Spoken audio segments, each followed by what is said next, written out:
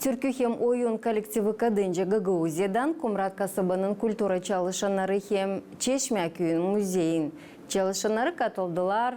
Türkiye'de Yalova kasabasında geçirilen festivale 29 Türk boyları kültür şöleni halklar arası etnokültür festivali nerede bizim kolektivler katılırlar. Gaguz kültürasını temsil ederler.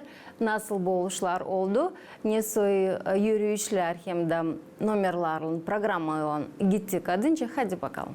Мы в очередной раз принимаем участие на 29-м международном этнокультурном фестивале в Республике Турция, город Ялова. Мы приезжаем уже второй раз. Впечатления после первого фестиваля, после нашей первой поездки, нашего участия остались, конечно, очень замечательные. И мы, в свою очередь, хотим поблагодарить примара муниципа Камрат Сергея Ильича Анастасова за содействие и принятие участия на этом прекрасном мероприятии. Представляют нашу гагаузскую культуру ансамбль «Кадынджа», также работники музея села Чешмекёй, ну и работники Дома культуры муниципа Камрат. Мы тоже собрали свой уголочек в музее, вновь в музее города Ялова, там, где будет представляться наша культура, культура гагаузских народов, начиная от старых времен и до современности. Также наши ребята будут каждый вечер показывать наши гагаузские, молдавские танцы и танцы народов, проживающих в нашей Гагаузе.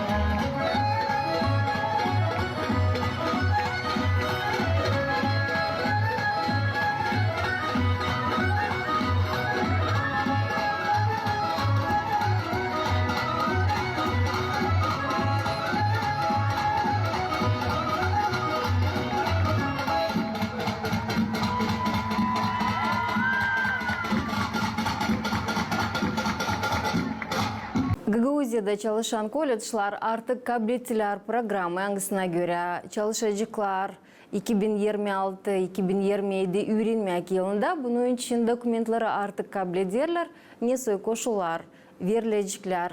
Светлый köyünde агротехника колледжында açıklar директор Андрей Влагу. В этом году у нас учебный план предусматривает 150 мест, бюджетных мест. Прием документов начинается с 20 июля, то есть с понедельника, и будет первый тур, продолжается 3 недели. Это до 5 августа. По окончанию первого тура будут выставлены оценки, кто прошел, кто не прошел. И через неделю объявляется второй тур, который закончится до конца августа по всем 5 специальностям. Мы в этом году, хочу уверенностью сказать, это наша гордость, гордость всего коллектива нашего колледжа. Мы аккредитировали все 5 специальностей, и мы этим гордимся, тем, что это дорогая медаль, дорогая заслуга, и подтверждает, что мы на своем месте, у нас есть хорошие специалисты, высококлассные преподаватели, ну и техника.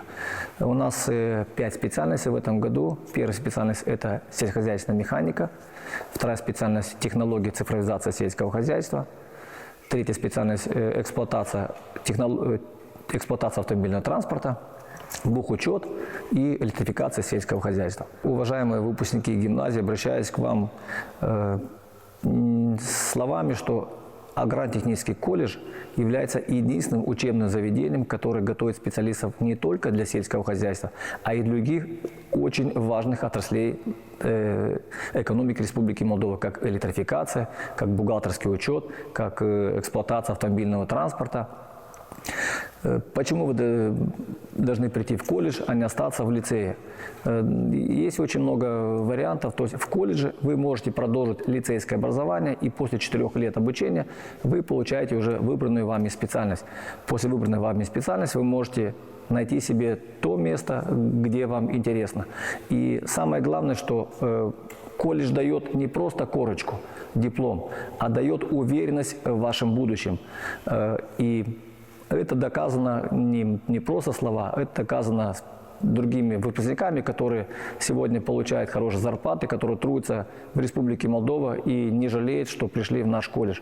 Второе, вы будете, кроме того, что учитесь, вы будете получать еще стипендию. В этом году стипендия возрастает на 20% от того, что было в прошлом году.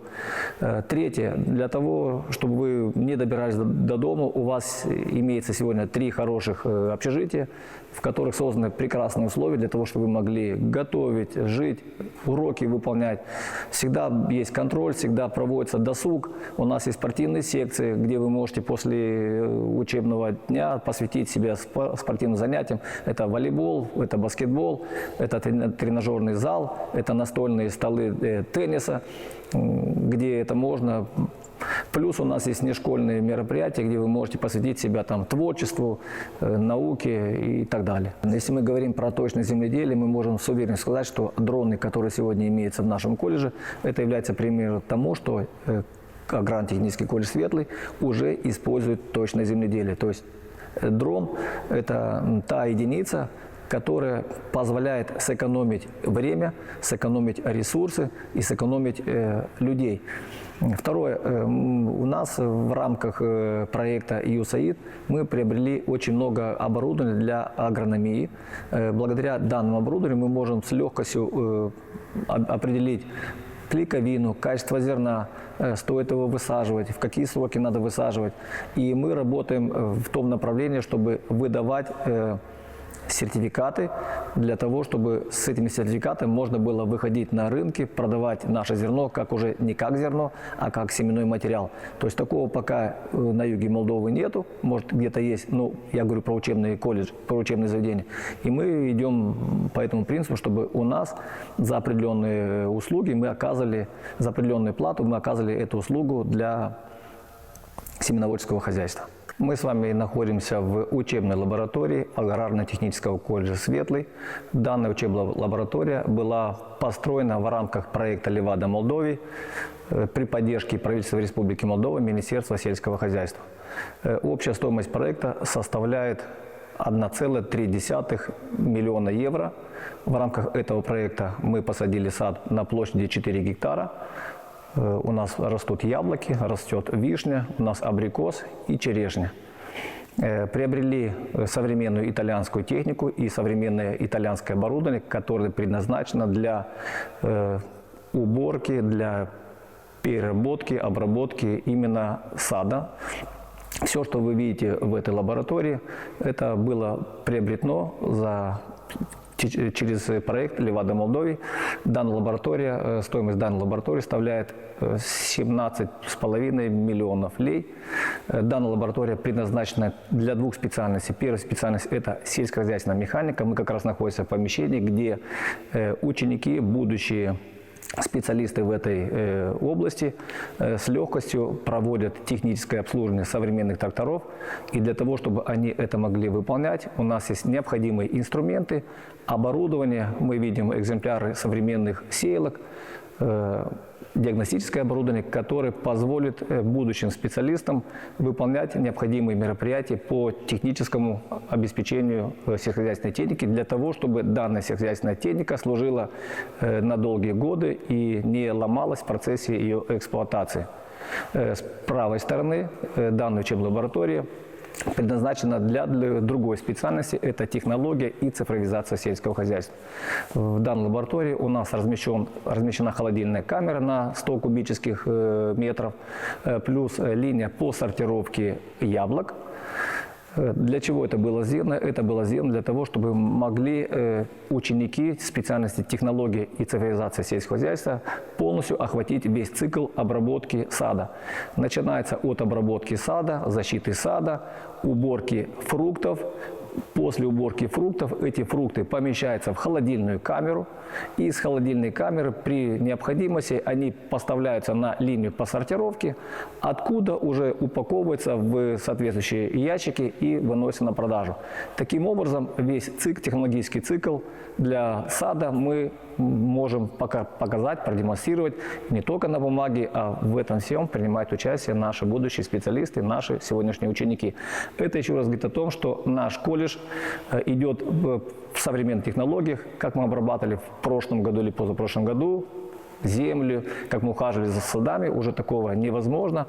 Мы, конечно же, консультируемся со специалистами, с экономическими агентами, которые давно уже находятся на рынке и используют такие современные технологии, современные сады. У нас это получается, и детям, ученикам нравится принимать участие в таких процессах. Сегодня мотивировать ученика немножко сложнее. И мы должны уйти от старых стереотипов, которые сложились в образовании или в наших студентов, что если это сельхозтехника, то обязательно ее надо ремонтировать где-то под дождем, снег, холодно, руки замерзают. Понятно, что после этого у будущих специалистов или у детей пропадает желание работать в сельском хозяйстве. Но учитывая сегодняшние условия, которые мы с вами видим, впервые в этом году мы ребята 3-го курса, 4-го курса уже проходили определенные технологические процессы в этой лаборатории. Это было зимой. Тут достаточно комфортно, условия созданы благоприятные для того, чтобы мотивация у учеников была намного лучше. Мы сегодня устанавливаем капельное орошение на малине. И это капельное орошение будет полностью цифровизировано. То есть мы можем подачу воды производить через мобильное приложение, через телефон. Это актуально. Более того, у нас современная техника, которая была предоставлена в рамках Левада Молдовии, это садоводческий опрыскиватель, который полностью управляется через мобильное приложение, через телефон. Он включается, отключается, не надо выходить на улицу, не надо настраивать его, один раз настроил. То есть это уже имеется. Плюс у нас есть современные дроны, которые предназначены для спектрального анализа полей. Если раньше 3-4 года агроному приходилось обувать сапоги в грязь, в снег, ходить, смотреть, как растут культуры, насколько на них влияет внешний фактор, то сегодня эта необходимость уже она отпадает. Агроному достаточно запустить дрон, дрон облетает поля, прилетает с информацией, информация обрабатывается программным обеспечением, и агроном с уверенностью может сказать, как растет растение, что на него влияет благоприятно, что на него неблагоприятно влияет. То есть это не весь спектр, который имеется в колледже, но это говорит о том, что пробуждается интерес к сельскохозяйственному производству. В последнее время мы заметили тенденцию, что многие предприниматели, бизнесмены, которые работают в области сельского хозяйства, они направляют своих детей для того, чтобы они получили образование именно в нашем колледже, именно образование в области сельского хозяйства, агрономы и сельхозмеханика. Для чего? Для того, что технологии меняются, и еще раз повторюсь, что как работали вчера, нельзя так работать. И об этом знают и родители. И они хотят, чтобы дети переняли их производство и развивались в лучшую сторону. Для этого у колледжа все есть. Есть квалифицированные специалисты, преподаватели, но есть современная техника, которая позволяет теорию применить на практике. Это самое главное. Потому что не будет у нас практического занятия, не будет у нас, чтобы ученик потрогал или сам это посмотрел, как это будет работать. Теория ни о чем не говорит. То есть он может читать книжки, но когда он не возьмет в руки, когда он не посмотрит, как растет растение, что на него влияет, жучки, инсектициды, сорняки, он это не узнает. Но понятно, что теорию мы совмещаем с практикой. Это очень самое главное. Почему не идут сегодня в сельское хозяйство?